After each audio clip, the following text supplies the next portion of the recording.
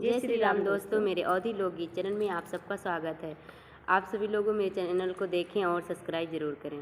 मैं और मेरी मम्मी एक बन्ना गीत सुनाने जा रहे हैं। अगर आप सबको अच्छा लगे तो लाइक से सब्सक्राइब ज़रूर करें।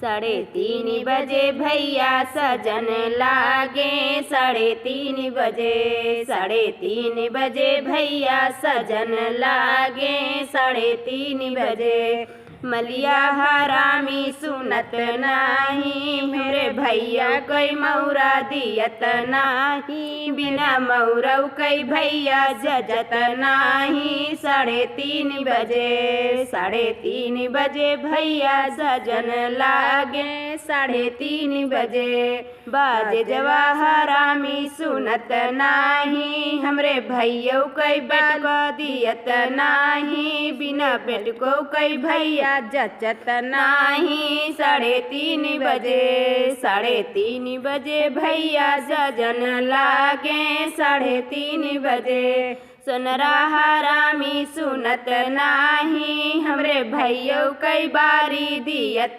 नाही, बिना बाली कई भैया जचत नाही। 3:30 बजे, 3:30 बजे भैया सजन लागे, 3:30 बजे दर्जी हरामी सुनत नाही, हमरे भैया कई जामा दियत नाही, बिना जामो कई भैया जचत नाही। 3:30 बजे, 3:30 बजे भैया सजन लागे, 3:30 बजे मोचिया हरामी सुनत नाही, हमरे भैया कई जूता दिलत नाही, बिना झैलौ कई भैया जचत नाही। 3:30 बजे, 3:30 बजे भैया सजन लागे, 3:30 बजे।